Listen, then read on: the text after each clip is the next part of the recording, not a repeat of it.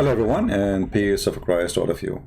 Uh, I will try to make it a short video, and I hope people from Indonesia they will take the video and share it with their mullahs. You know, like I was looking at the news, and then I saw a news speaking about a guy. His name Sheikh Rizieq. Okay, and then I don't know who's this guy Sheikh Rizieq, so I did search. And they were saying that he was arrested for corona violation. Corona violation? I mean, you arrest Muslims cleric for corona violation, not for the hate speech, killing, etc. No, corona violation? Are you sure? So I just put his name in the internet, basically upon her, and I found that Mr.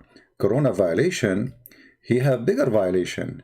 He ran away to Saudi Arabia because he is a porn star. And, you know, like he ran to Saudi Arabia. It says here, this is what the website is saying. I have nothing to do with it, you know. I don't know the person. It says he left Indonesia in 2017 after facing charges of pornography. He's, you know, he liked to watch children pornography. Yeah, I mean, it's a hobby. It's a hobby, what you can do. And this remind me of other hobbier. A guy who he's a YouTuber. You know, they ask him, why don't they beat Christian Prince? Why don't refute him? He said, this guy, he's finished. What's his name? Mimi Hijab, he finished him. And how Mimi Hijab finished me? Because I said to a Muslim woman, suckle me. I was quoting her prophet, and she was speaking filthy about Jesus. You remember him? Suckle me. Yeah, he said, and later we find that he is a person who go for children's too, and he is sick like he's a prophet. But this video is not about people, you know. It's about questions. There's bad people everywhere. You know, we hear from time to time there's a priest, he's a child molester. He's like Muhammad, you know. From their fruits, you shall know them.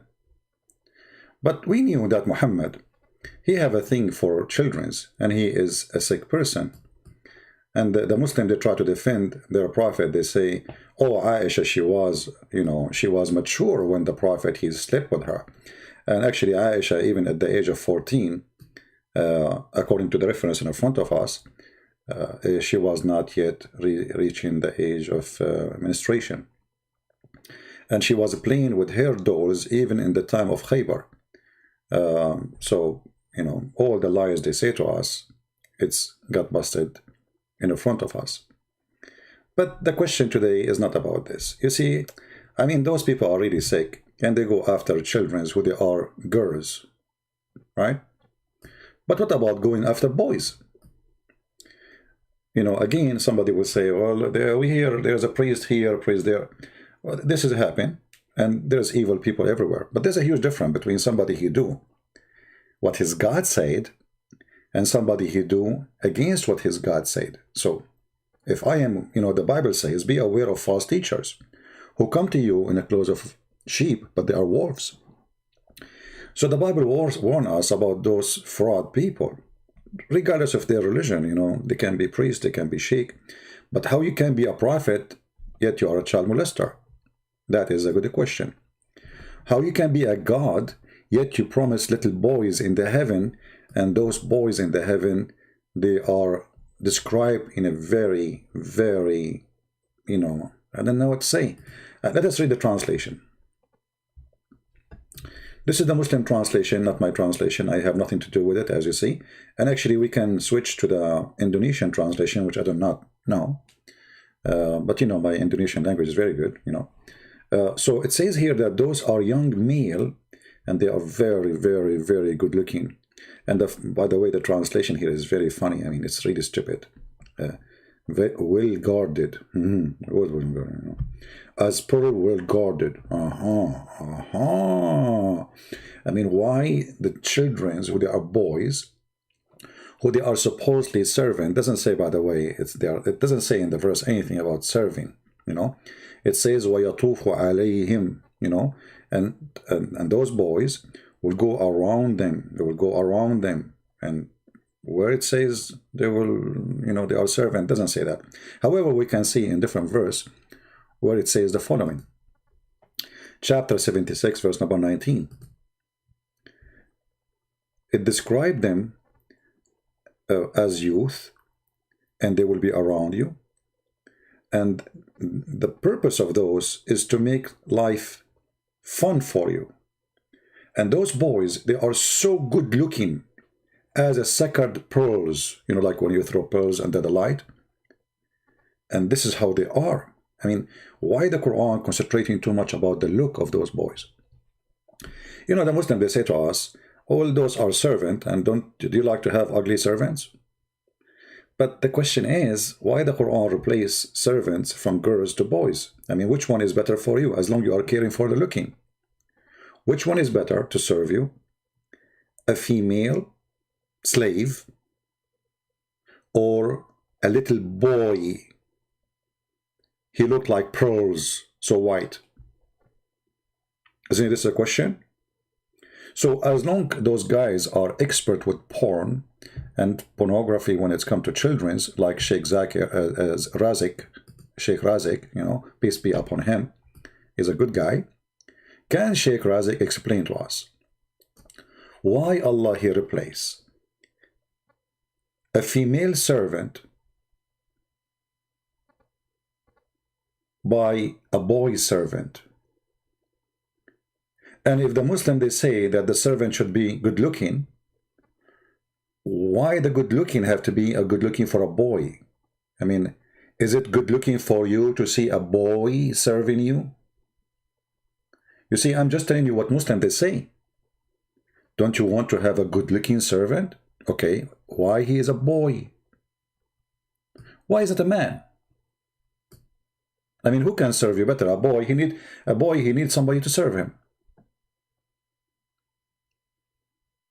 The boy himself, he need a mommy, he need a daddy, he need a nanny. How a boy he can serve you? So obviously this is not about boy, otherwise the look will not be very important. So the God of Islam, and we challenge Rizieq, who is facing charges of pornography with the children's, and the other guy who is, the guy who looked like a beast, to tell us, and all the Muslims, it doesn't matter who you are, why those boys are really different, If you remember, once I asked a Muhammadan, the Muslim, they believe that everything is forbidden in earth is not forbidden in heaven. Everything is forbidden. By the way, watch your language, otherwise we will block you, or I will disable the chat. You know what, let me disable the chat for the benefit. Because I know people will abuse the chat. That's better. You like to stay, you can stay. You like to leave, you can leave. So those boys who will be in the heaven, are the Muslims forbidden from having sex with them? I will make you hear the answer from Muslims. Always actually, Muslims, they call me and supposedly want to prove me wrong. So we have Muslims who called us before, and as long as I don't have a Muslim now to explain to you, what about we hear what Muslim they said to us previously about heaven of Allah? Let us see what they say.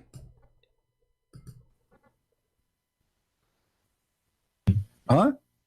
Nothing is sin in heaven. Thank you very much. That's what I'm saying. In the heaven, you can have sex with the goat. It's fine for you, right? Nothing sin. There's no sin. You can have sex with your mother. Okay. Yes. Well, okay. So you are proud about having sex with your mother. You and your father, you will have. Yes. Yes.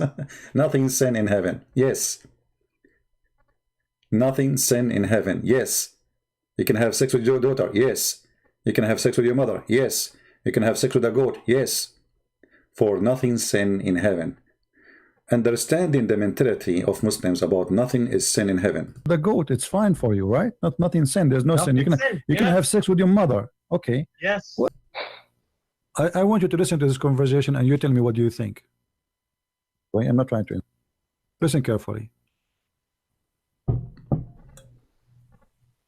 Huh? Nothing is sin in heaven. Thank you very much. That's what I'm saying. In the heaven, you can have sex with the goat. It's fine for you, right? Nothing sin. There's no sin. You can sin. you can have sex with your mother. Okay. Yes. Well, okay. So you are proud about having sex with your mother. You and your father, you will have sex with the same woman, which is your mother. Anything is fun. Everything comes from God in heaven. No problem. So he and his father, they can have sex with his mother. It's fine. Everything is fine, Nevin. Everything is fine. And that's what they believe. There is tons of fatwas saying that what is forbidden in earth is not forbidden in heaven. And actually, Muhammad, he gave many examples. As an example, if you wear silk in earth, you don't wear it in heaven. If you drink wine in earth, you don't drink it in heaven. If you have sex with the children in earth, same will happen in heaven. You should have it in heaven. All those things you should wait until you go to heaven. So heaven of Islam is a heaven of lust. Anything you could not do in earth, you will have it in heaven. From drinking, sexuality, little boys having sex with men. You know, if you remember that there's a hadith where it says that in the heaven there is a market. And this market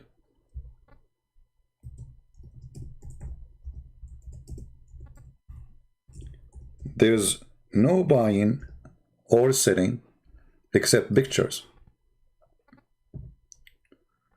No buying or selling except pictures. But what you would do with those pictures? Pictures of who? Pictures of men and women. So we know that Muslims, they say it's forbidden for a Muslim to have sex with men in earth. What about in heaven? We heard the Muslims saying a second ago from their mouth that there is nothing it's called forbidden in heaven of Allah. Everything is lawful.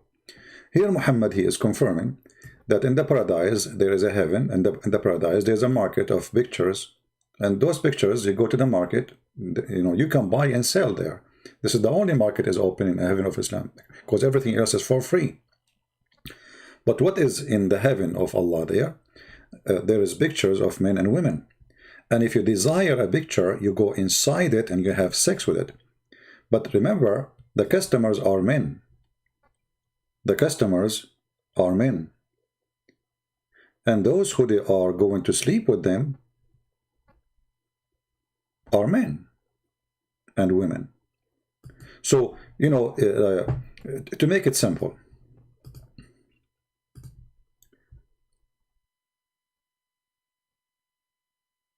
to explain it,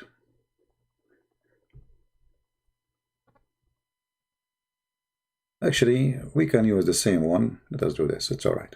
This one is simple. There's other hadith, you know, but they are long. The Muslim, they will say to you, this is da'if. Anything is embarrassing, they will say to you is da'if. Quran is da'if too. Quran saying, you know, the same issues. Indeed, in paradise, there's a market which no buying nor selling except images of men and women. So whenever a man desires the image, so who is the one who desire? The man. Who is the customer? He's a man. There's not a woman, her name is Fatima or Aisha, no. All the customers are men. The images are images of men and women. So the man, he chooses which image he like to have sex with. Image of a man, image of a woman. Hold on. So now we have in the Quran a confirmed hadith, a confirmed story. The Quran is a hadith, by the way. The Quran itself says the best of the hadith is the Quran. So we will have virgins to have sex with them, and you have boys who are around you. To do what? To complete the joy. What the joy is. If the Muslim, they will say they are going to serve us, then we need to ask, how come in the world anyone can believe that little boys can serve anyone? They need somebody to serve them. Muhammad, he said in different hadith that you will have 80,000 of them. What 80,000 little boy who they are sacred like pearls can do to you? I will leave the question for Sheikh Rizieq and those Muslims who they claim they can answer. And for sure they will say to us, anything we say, anything embarrassing, they will say, oh, this is da'if. Well, the only da'if I see is Islam, because Islam is based on the hadith and based on the Quran. So if you say to me this is da'if and that is da'if, so what is right in Islam? Nothing, right? When a Muslim, he come to us with the story of da'if, is this one is da'if? No, but they deny it too. This is Sahih Bukhari. Is the Quran is da'if? They deny the meaning too. You see, when the Quran says that they are like pearls and they are like sacred pearls, what, I mean, okay, what about you say they are boys? Why we need to describe how they look like and why they are so white, and why we mention them when we are talking about drinking wine mixed with ginger? What does this have to do with this?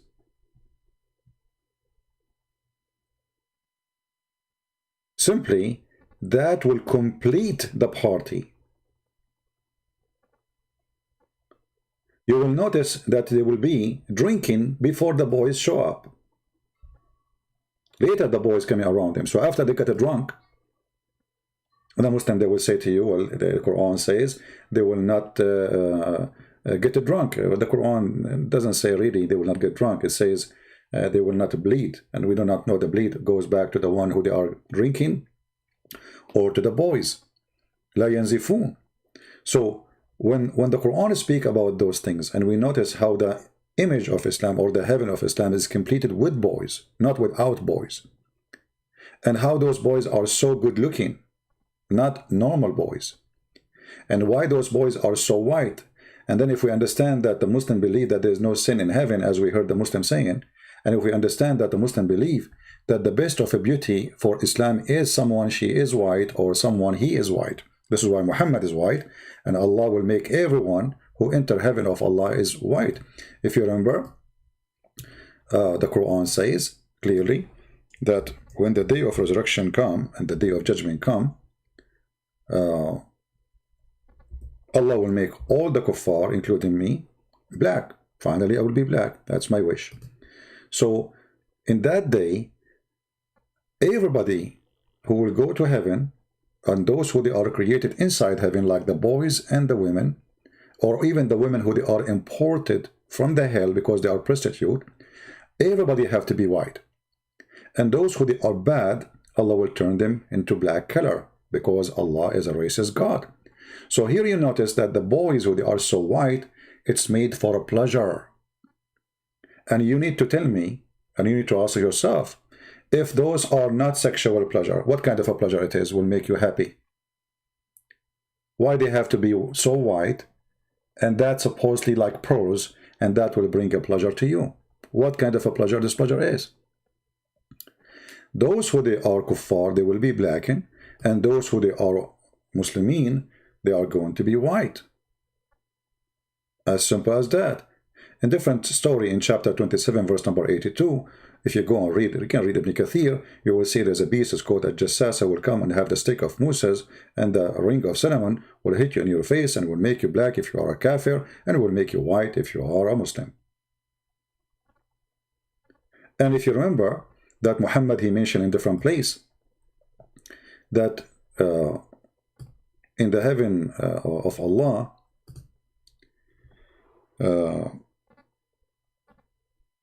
Allah will give you women who their private part, he will give you a private part which will never go limp.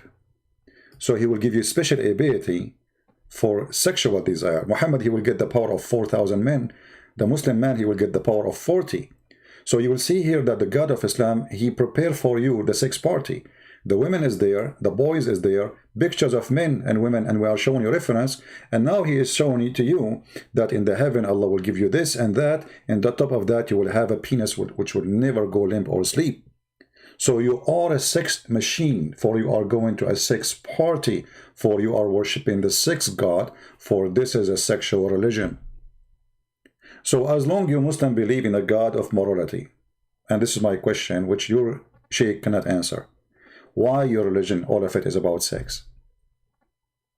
Why we hear you Muslims saying that there's no sin in heaven, including having sex with your mother or your daughter or even with the goat? How that can be heaven And what kind of heaven this heaven is? Everything is about sex, from the beginning to the end. Your God is a sex God.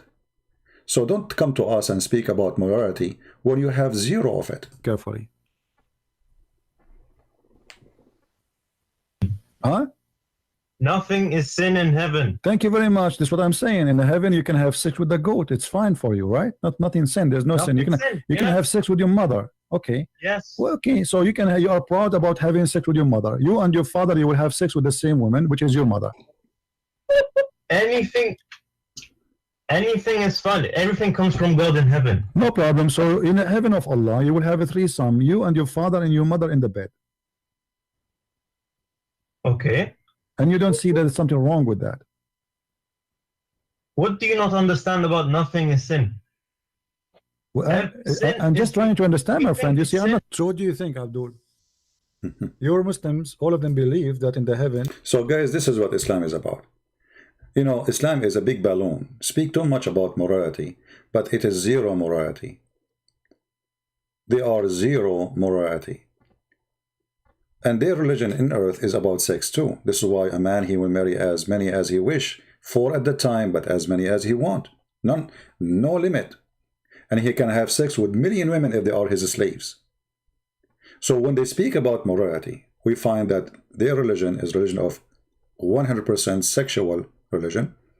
The black stone was a vagina. Muslims, they used to go around the Kaaba, and supposedly they used to be pagan, but this is in the time of Muhammad. People, they were going naked around the Kaaba, as we see in this hadith, totally naked, wearing nothing. And that is telling us that Islam before Islam was sexual, because Islam simply is just a continue of the previous Islam. You see, the previous Islam, they worship Allah too. Muhammad, he tried to learn from the Christians and say, and the Jews, okay, we worship one God, forget about the daughters of Allah, and the daughter, Allah don't have 3 daughters, come on. And Muhammad was complaining that Allah have 3 daughters, didn't have a son. This is why he said this is an unjust division. But here you notice that Muhammad is coming from background of a sexual religion. It's called Islam. And Muhammad continue with sexual religion. It's called Islam. Islam exists before Muhammad. Islam is not something new. That's why the Muslim, they say to you, Islam started with Abraham. But all of us, we knew that this is a false fiction. Abraham never been there. Have nothing to do with the Kaaba. And it doesn't make sense that Abraham, he went there, he built it, and he leave. I mean, so you build the house of Allah and you leave, what for? So they all have tons of fiction stories, but as you see in the front of us, this is document preserved by Muslims, translated by Muslims, published by Muslims, that people go totally naked around the Kaaba, wearing nothing, women and men. If you have my book, Sex and Allah, you will see Muhammad, he saw a woman, and she was naked going around the Kaaba, and she was singing a song about showing her private part, but now it's not available, because now she is supposedly doing Allah ritual. Allah ritual is before Islam is to go around the Kaaba naked. Allah ritual after Islam, still going around the Kaaba naked. Muhammad, he waited until he is almost dying, and then he decided to say, okay, guys, don't do it no more. And actually,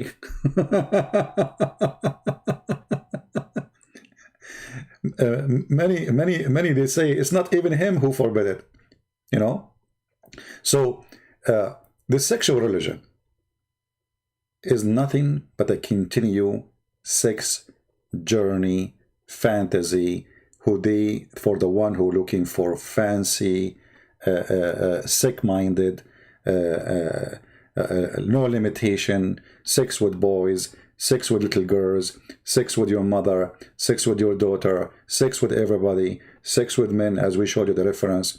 And then we find that people, they say to us, Islam is a moral religion.